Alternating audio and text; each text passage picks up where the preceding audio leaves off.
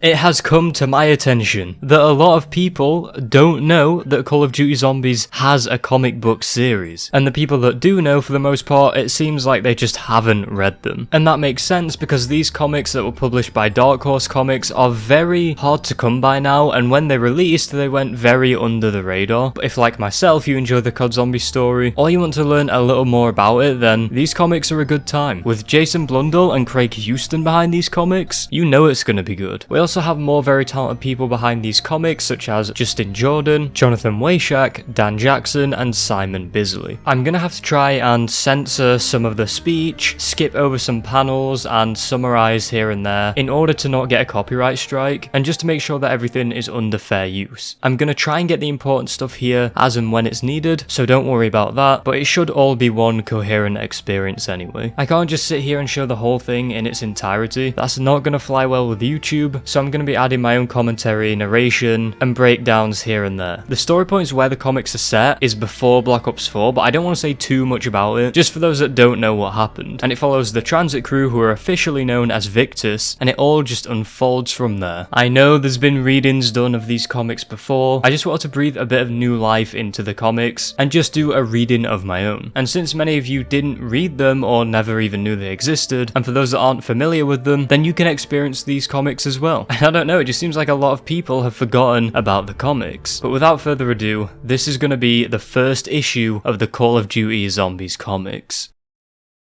As the scourge of the undead spread across every corner of existence, many worlds, many souls were lost, broken, or forgotten. Sometimes I think about the pain that I have caused, the suffering I inflicted on those around me in pursuit of my own selfish agendas. It really makes me quite nostalgic. Ah, Russman. So many secrets. So many layers. Like an onion. Dear old Stuhlinger. Blessed with the gift of my voice inside his head. Marlton, the engineer. Know-it-all, nerd, Misty, the girl who will ensure this endeavour is a resounding success. My name is Edward Richtofen, and I've been trying so very hard to do the right thing.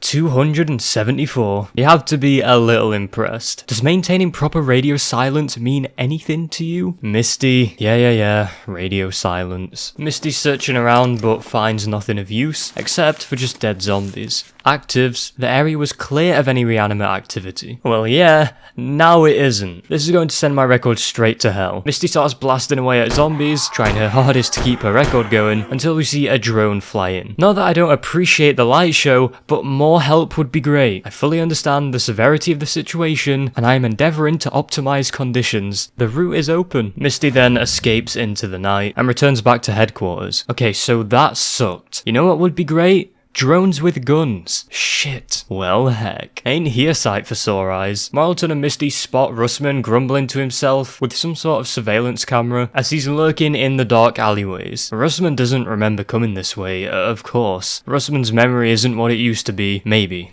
Can't remember. So at this point in the issue, it's just showing how Victis are doing. Misty's got a new record streak for headshots, Marlton's still doing his little drone stuff, and is still his geeky nerd self, and it seems as though they're just scavenging for supplies. And speaking of supplies, Russman manages to find some. It's a 4-course dinner for Russman tonight. Well, dinner for someone anyway. I got him, okay? Stu? Yeah, Stuhlinger to the rescue again. Just follow me. The two do a 180 and dash away from the horde of the undead, dodging a well-placed claim that Stu warns Russman not to step on. Yes, I am well aware that the noise is going to draw more of the meat munchers, but you are not offering any better suggestions. You're still talking to that friend in your head, huh? The pair flee onto the roof, and they appear to be completely dead-ended with no way up or down. Whilst the two are having to think of a plan on their feet, a zombie jumps from off of the roof. It doesn't just go past them and onto the floor, it actually dive bombs onto Stuhlinger, taking him down. Luckily, Stuhlinger manages to turn this zombie into a comfortable cushion to land onto the floor with. Oh god, now I'm hungry again. Wonderful. Now if you don't know, the reason why he's hungry again isn't because he wants to munch on an assortment of light snacks. It's actually because he used to be in a group called the Flesh that would eat zombie meat in order to survive. So when he sees zombies being blown up and all of the guts and meat and juices everywhere, he tends to get the munchies. Now would be a great time for some sort of plan voice in my head.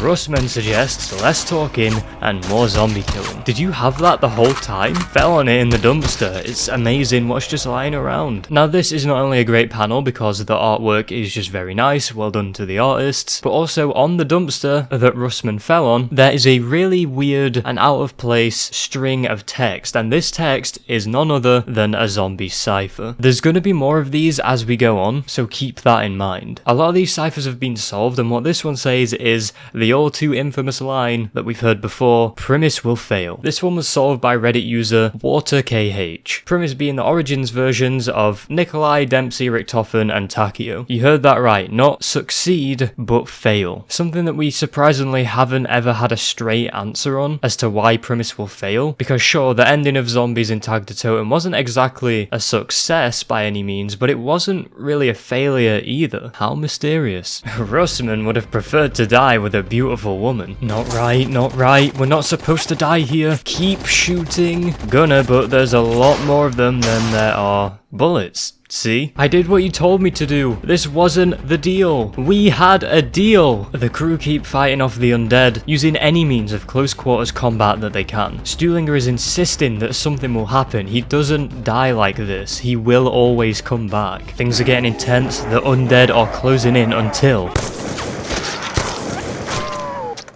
Looks like you boys could use a hand. On this panel, we are blessed with another cipher here, quite a long one, and just as confusing as the other ones nonetheless. This one translates to, its knowledge is a curse. For those of you that don't know, this is very clearly referring to the Chronorium, a book in Zombies lore that Richtofen reads, and then later Nikolai, that is filled with alternate outcomes to different timelines, all the info about the multiverse, everything and anything, the Chronorium has it. I told you. Run! Egress would be advised. Come on, I got one more to hit 300. Misty scopes in and sees a zombie that looks very different. It's dressed in a Nazi uniform, and it seems to stand out compared to the rest. Stuhlinger and Russman are putting up a good chase with the horde, although they are starting to get weary. Misty goes to headshot that zombie, and all of a sudden... it dodges the bullet. Get them up here, we can talk about the magic bullet dodging zombie later.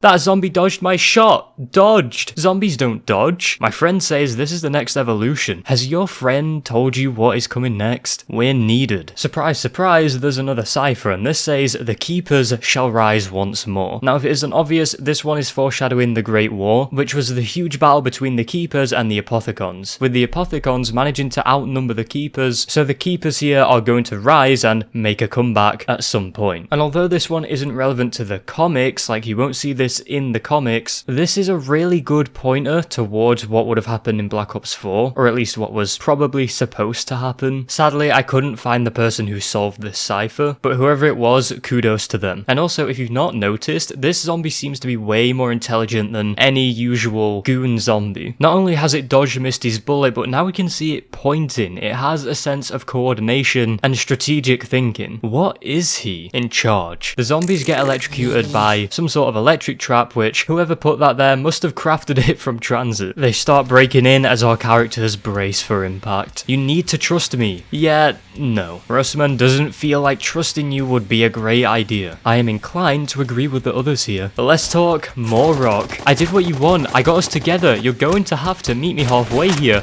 A little freaking help. The group have a moment of relief as a portal opens up, and Misty persists that if they need to go, they should now, because here they come. The Nazi zombie seems to be making his way up to them. Someday you'll have to explain how this works. Here we go again. Russman is willing to roll the dice. Here we go. Our four heroes teleport away as the Nazi zombie looks angry, and then a menacing grin grows on his face.